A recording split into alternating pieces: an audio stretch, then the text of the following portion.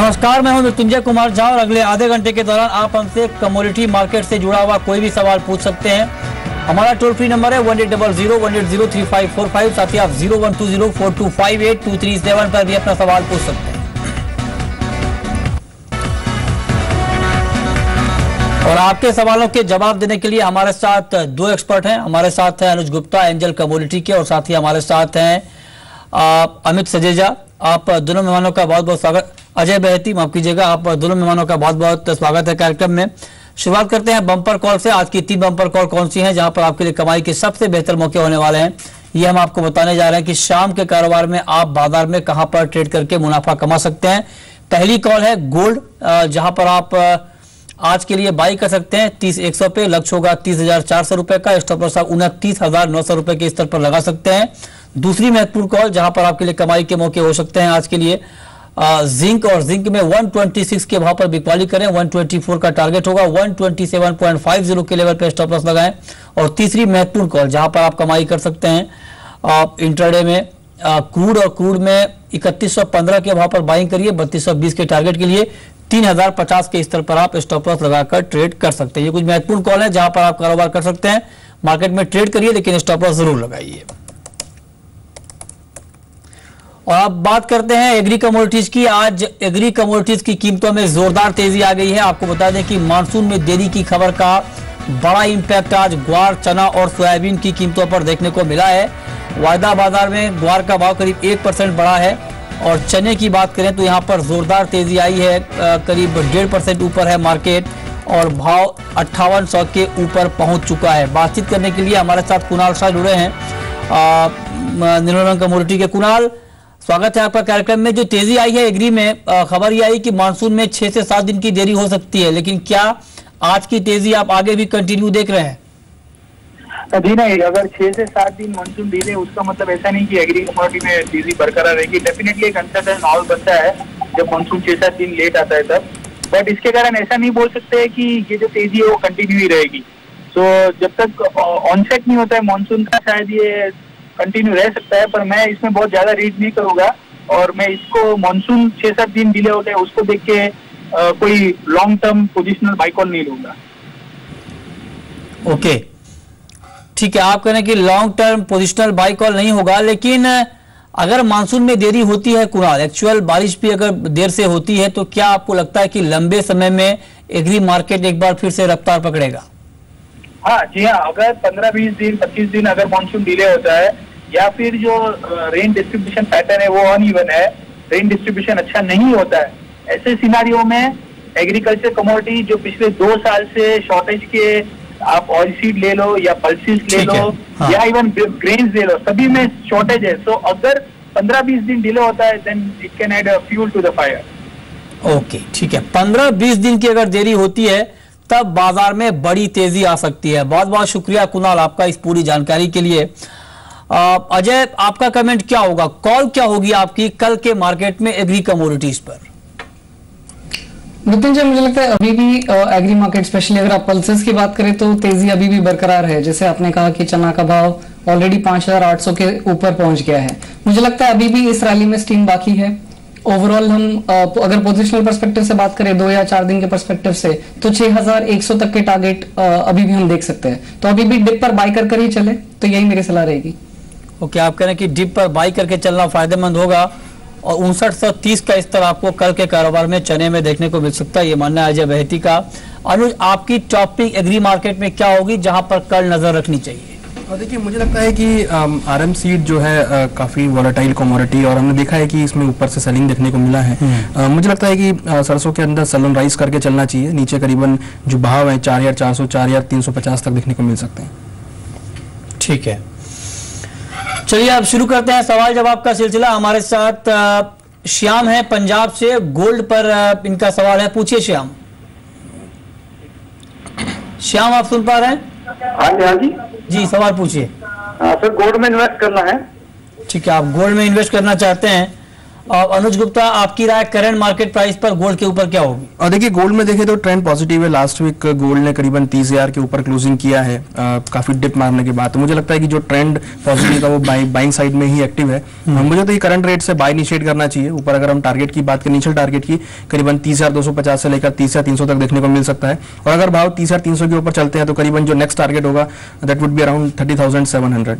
ठीक है, अगले कॉलर हमारे साथ सचिन है अमृतसर से और चांदी पर इनका सवाल है। पूछिए सचिन। सर नमस्ते। नमस्कार, पूछिए। सर मैंने चांदी के 3 बार सेल किया 41,000 तक, बताओ रखूं इसको या काट कर बाइंग में आ जाऊं? चांदी में आपने सेल किया है किस भाव पर? 41,000। 41,000 के स्तर पर आपकी बिकवाली है। अजय बहती, क्या राय होगी आपकी इनके लिए? 41,000 के लेवल पर इनकी बिकवाली है, क्या आप इनको रुकने की राय देंगे? जी नहीं मृत्युंजय, अगर चांदी में अगर हम चांदी की बात करें तो गोल्ड से बेहतर अभी भी सिल्वर है। चांदी गोल्ड को कंसिस्टेंटली आउट परफॉर्म भी कर रहा है। मुझे लगता है अभी भी चांदी की अगर हम बात करें तो डाउन साइड काफी लिमिटेड है। अगर आपको 41,150 की तरफ डिप मिले तो शॉर्ट पोजीशन एग्जिट करें और फिर लॉन्ग में बने रह सकते हैं। आप 40,800 का स्टॉप लॉस मेंटेन करें। अभी भी चांदी में मुझे लगता है कि अपसाइड में 41,800 से 42,000 तक के लेवल्स हम देख सकते हैं। ठीक है, नेक्स्ट कॉलर हमारे साथ वर्दी चंद है एमपी से और सोयाबीन के ऊपर इनका सवाल है। पूछिए वर्दी चंद। सर कल सोयाबीन में क्या तेजी रहेगी? कल सोयाबीन में तेजी रहेगी या मंदी? अनुज गुप्ता, कल के कारोबार में आपको सोयाबीन की चाल क्या दिख रही है? देखिए सोयाबीन अगर देखें तो पिछले काफी ट्रेडिंग सेशन से एक रेंज में ही ट्रेड कर रहा है। हालांकि लोअर लेवल से करीबन 3 या 700 से मार्केट बाउंस हुआ है, बट मुझे लगता है कि मार्केट अभी अनसर्टेन रहेगा। हालांकि मानसून की जो खबर है हो सकता है उसका थोड़ा सपोर्टिव फैक्टर देखने को मिले तो, बट मुझे लगता है कि जिस तरीके के फंडामेंटल फैक्टर्स हैं मुझे लगता है कि इसमें सेल ऑन राइज ही करके चलना चाहिए। ऊपर भाव अगर 4,080 के आसपास मिले तो बिकवाली करके चले, नीचे टारगेट करीबन 3,950 तक देखने को मिल सकते हैं। ठीक है, अगले कॉलर हमारे साथ कुलदीप हैं कॉपर पर इनका सवाल है। पूछिए कुलदीप। कुलदीप, आपको आवाज आ रही है? हेलो जी पूछिए। हेलो, आपको सुन पा रहा हूँ, सवाल पूछिए। हाँ जी सर। कुलदीप सवाल पूछिए। हेलो, लगता है इन तक हमारी आवाज नहीं पहुंच पा रही है। कॉपर के ऊपर अब अजय बहती, आपकी राय क्या होगी? बेस मेटल कॉम्प्लेक्स अभी भी पूरा काफी प्रेशर में ही है। पिछले 2 हफ्तों से जो सेलिंग जारी है, मुझे लगता है बेस मेटल अभी भी आगे चलते हुए भी प्रेशर में ही रहेगा। कॉपर इंट्राडे पर्सपेक्टिव अगर आप देखें तो 312 के लेवल की तरफ आप एक बार फिर से सेल पोजीशन इनिशिएट कर सकते हैं। 315 के करीब स्टॉप लॉस लगाना चाहिए। डाउन साइड में 307 का लेवल देख सकते हैं। ठीक है, अगले कॉलर हमारे साथ संदीप हैं दिल्ली से और जिंक के ऊपर इनका सवाल है। पूछिए संदीप। सर 126.10 के भाव पे बाय किया है इंट्राडे के लिए, क्या करना चाहिए? 126.10 के स्तर पर आपकी बाइंग है, क्या राय होगी आपकी अनुज? देखिए जिंक में अगर देखें तो जो ट्रेंड है थोड़ा सा वीकनेस में देखने को मिला है। अगर हम टेक्निकल चार्ट पे देखें तो एक छोटा सा ब्रेकडाउन यहाँ पर देखने को मिला है। मुझे लगता है कि अगर इनको एट कॉस्ट मिलता है बाइंग साइड में तो निकल जाए। हमें लगता है कि नीचे भाव करीबन 124 रुपए तक देखने को मिल सकते हैं, तो सेल ऑन राइज यहाँ पे कर सकते हैं। हमें लगता है कि आज थोड़ा करेक्शन मार्केट में देखने को मिलेगा। ठीक है, अगले कॉलर हमारे साथ पवन है जम्मू से, गोल्ड के ऊपर इनका सवाल है। पूछिए पवन। नमस्ते अमित जी। जी नमस्कार, पूछिए। सर गोल्ड भी पूछना चाहता हूँ कि 2-3 महीने तक भाव कहाँ तक आएगा? 2-3 महीने में गोल्ड का भाव कहां तक जा सकता है? अजय, क्या कमेंट है आपका? 2-3 महीने के लिए क्या आउटलुक है गोल्ड के ऊपर? पहला टारगेट अपसाइड में गोल्ड में 30,850 का रहेगा और अगर 30,850 के ऊपर भी अगर भाव सस्टेन करता है तो मुझे लगता है हम 31,800 तक का लेवल देख सकते हैं। ओके, 31,800 तक का लेवल आपको देखने को मिल सकता है, ये मानना है अजय का है, तो इस पर भी आप नजर बनाकर चल सकते हैं। क्रूड के ऊपर अनुज गुप्ता, आपका व्यू क्या होगा? आज शुरुआती दौर से क्रूड का मार्केट ऊपर ट्रेड कर रहा है, इस काउंटर में आपको क्या आउटलुक दिख रहा है next short to medium term? देखिए फंडामेंटल तो सामने है कि यूएस का प्रोडक्शन कुछ कम दिख रहा है, बट साथ में अगर हम टेक्निकल लेवल्स की बात करें तो 46 के ऊपर मार्केट चला है। इवन लास्ट वीक 46 के ऊपर ही मार्केट ने क्लोज किया है। मुझे लगता है कि ट्रेंड थोड़ा पॉजिटिव बना है। हमें लगता है कि क्रूड के अंदर बाइंग जो है उसको होल्ड करना चाहिए और ऊपर जो नेक्स्ट टारगेट रहेगा अराउंड $49 से $50 रहेगा। और एमसीएक्स में अगर हम एक वीकली टारगेट की बात करें तो करीबन 3300 से लेकर 3350 तक लेवल देखने को मिल सकते हैं। ओके, वक्त है एक ब्रेक का और ब्रेक के बाद भी सवाल जवाब जारी है। अगर आपके पास भी सवाल है तो सवाल पूछिए। हमारा टोल फ्री नंबर है 1800-180-3545। साथ ही आप 0120-4258-237 पर भी अपना सवाल पूछ सकते हैं।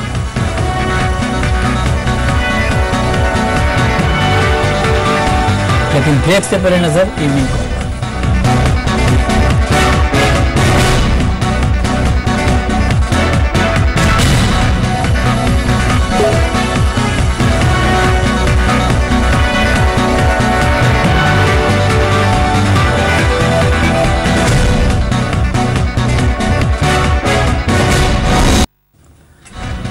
ब्रेक के बाद भी आपका स्वागत है। केंद्रीय कृषि राज्य मंत्री संजीव बालियान ने किसानों का बकाया नहीं चुकाने वाली चीनी मिलों पर कड़ी कार्रवाई की बात कही है। जी मीडिया से खास बातचीत में बालियान ने कहा कि Mawana sugar, Modi sugar, Simbhaoli, Rana group ने किसानों के बकाये का कोई भुगतान नहीं किया है, जबकि बजाज ग्रुप ने 30 से 35% ही बकाया चुकाया है। उन्होंने कहा कि राज्य सरकार को इन मिलों को बेचकर किसानों के बकाये का भुगतान करना चाहिए। हमारे साथ कृषि राज्य मंत्री संजीव बालियान। संजीव बालियान जी, सबसे पहले तो ये जानना चाहेंगे कौन कौन सी शुगर मिल है जिन्होंने इस साल की कोई भी पेमेंट नहीं करी है किसानों को? देखिए, इनमें सबसे ऊपर है मवाना ग्रुप, जिसकी 3 शुगर मिल हैं, तितावी, नंगलामल और मवाना। दूसरे नंबर पर आता है मोदी, मलकपुर और मोदी शुगर मिल। उसके अलावा सिंभावली ग्रुप है, राणा ग्रुप है जो बिलारी में शुगर मिल है, कोई पेमेंट नहीं किया। बजाज ग्रुप ने भी अभी तक मात्र 30-35% पेमेंट किया, जिसकी करीब 14-15 शुगर मिल्स हैं। ये आप कह सकते हैं विलफुल डिफॉल्टर हैं। ये लोग पेमेंट करना नहीं चाहते और दुर्भाग्य से अभी तक कोई कानूनी कार्रवाई इनके खिलाफ नहीं हुई है। सर, इस बार 34 रुपए किलो के आसपास जो है चीनी मिल रही है, फिर भी क्या वजह है कि ये पेमेंट नहीं करना चाह रहे हैं? ये विलफुल डिफॉल्टर हैं। प्रदेश सरकार कार्रवाई नहीं करे, मुकदमे दर्ज हैं।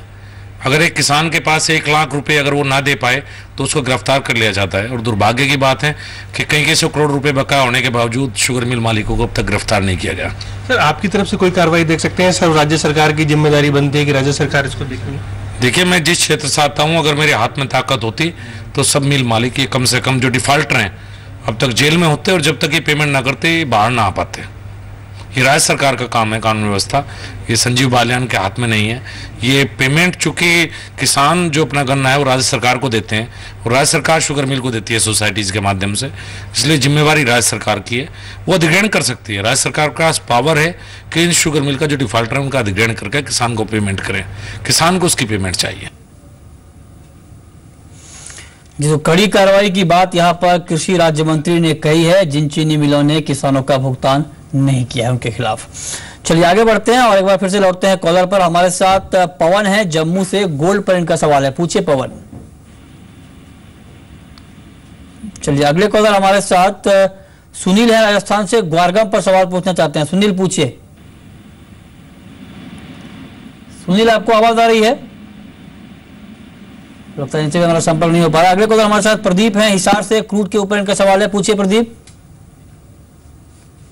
प्रदीप, क्या सवाल है आपका? लगता है इन तक बात नहीं पहुंच पा रही है। मेटल की बात कर लेते हैं। मेटल पर अजय बहेती, आपकी कॉल क्या होगी? मेटल्स में मृत्युंजय, कॉपर अभी भी सबसे ज्यादा वीक लग रहा है। मुझे लगता है अगर 312 की तरफ एक छोटा सा पुल बैक मिलता है अगर आज, तो एक बिकवाली का चांस है। 315 का स्टॉप लॉस मेंटेन करें। डाउन साइड में 307 तक का लेवल देख सकते हैं। नेचुरल गैस की कीमतों में भी आज गिरावट का रुख यहाँ पर देखने को मिला है। अनुज, नेचुरल गैस पर आपका व्यू क्या है? देखिए, नेचुरल गैस देखें तो एक रेंज में ट्रेड कर रहा है। अगर हम टेक्निकल चार्ट्स पे देखें तो मार्केट अब सपोर्ट लेवल्स पर है। मुझे लगता है कि करंट लेवल्स पे बाय इनिशिएट कर सकते हैं। ऊपर टारगेट करीबन 142 143 तक देखने को मिल सकता है। हालांकि मार्केट एक रेंज में रहेगा, बट मुझे लगता है कि सपोर्ट पर है तो यहाँ शॉर्ट तो नहीं करना चाहिए, बाइंग यहाँ पे इनिशिएट कर सकते हैं। ठीक है, नेक्स्ट कॉलर हमारे साथ बन्नी है गुजरात से, गोल्ड पर सवाल है इनका, पूछिए।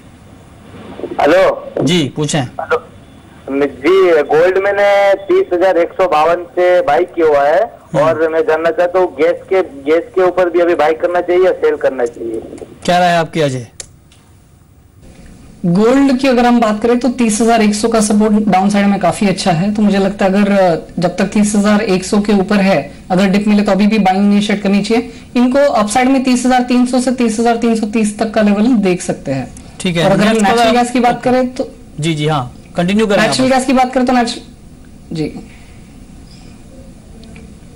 जी कंटिन्यू करें अजय बहेती। नेचुरल गैस पर आपकी कॉल।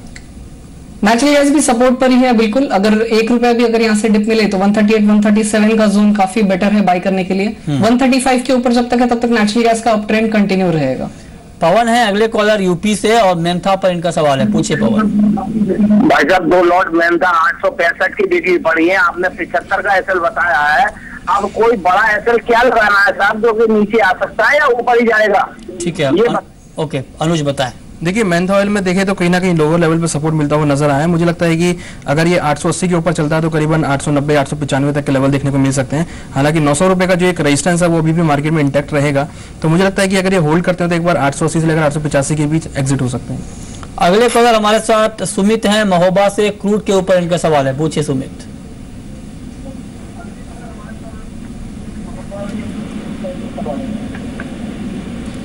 सर मैंने क्रूड सेल किया हुआ है। हेलो, ओके जी पूछें। सेल किया हुआ है 157 से। ओके, आपकी बिकवाली है क्रूड में। अनुज गुप्ता, क्या इनको अभी पोजीशन होल्ड करना चाहिए? और देखिए क्रूड में देखें तो जो ट्रेंड है वो थोड़ा पॉजिटिव है, टेक्निकल एज वेल फंडामेंटल। तो मुझे लगता है कि अगर इनकी शॉर्ट की पोजीशन है तो अगर एट कॉस्ट मिले तो निकल जाएं और वहां से बाय इनिशिएट कर सकते हैं। हमें लगता है कि ऊपर में टारगेट करीबन 3200 से लेकर 3250 तक देखने को मिल सकता है। ओके ठीक है, 3250 तक का टारगेट यहाँ पर क्रूड के ऊपर अनुज गुप्ता दे रहे हैं, इस पर आप नजर रखिए। लेकिन मार्केट के फंडामेंटल को भी देखिए, क्योंकि हमें दो तरह के फंडामेंटल हैं। एक तो ओपेक की तरफ से उत्पादन में बढ़ोतरी की खबरें आ रही हैं और दूसरी तरफ अमेरिका में उत्पादन घट रहा है। तो इन दोनों खबरों के बीच क्रूड की चाल पर नजर रखना आपके लिए जरूरी है। आगे बढ़ते हैं और आप बात करते हैं करेंसी मार्केट की। करेंसी पर आपका व्यू अजय बहेती, कल के लिए क्या होगा? कल रुपए की चाल आप क्या देख पा रहे हैं? करेंसी मुझे लगता है शॉर्ट टर्म में 6710 6720 जोन में काफी स्ट्रॉन्ग रेजिस्टेंस है यूएसडी आईएनआर के लिए। तो अगर एक पुल बैक मिलता है टुवर्ड 6710 तो एक बिकवाली का चांस बनेगा। डाउन साइड में 6680 से 6670 तक का व्यू हम देख सकते हैं। ठीक है, अगले कॉलर हमारे साथ राकेश हैं बांदा से, निकिल के ऊपर इनके सवाल है, पूछिए राकेश। नमस्कार सर। जी नमस्कार, पूछिए। सर जी निकिल का ये बताइए आगे का टारगेट क्या रहेगा? निकिल का आगे का आउटलुक आप जानना चाहते हैं? 581 के आसपास है एमसीएक्स पर निकिल का भाव। क्या टारगेट है आपका अनुज निकिल के ऊपर? देखिए निकिल के बारे में देखें तो एक रेंज में ट्रेड कर रहा है काफी दिनों से। हालांकि लास्ट एक्सपायरी पे तेज गया था, ऊपर में करीबन 630 और नीचे में करीबन 570 के आसपास मार्केट मूव कर रहा है। मुझे लगता है कि मार्केट अब सपोर्ट लेवल पर है तो यहाँ से बाउंस बैक होना चाहिए। शॉर्ट पे रिकमेंड नहीं करूंगा। मुझे लगता है कि अगर किसी को ट्रेड लेना है तो बाइंग साइड में ट्रेड लें। ऊपर इनिशियल जो टारगेट रहेगा वो 600 रुपए का रहेगा और उसके बाद करीबन 630 रुपए का टारगेट मिल सकता है। और अब वक्त है रैपिड फायर राउंड का।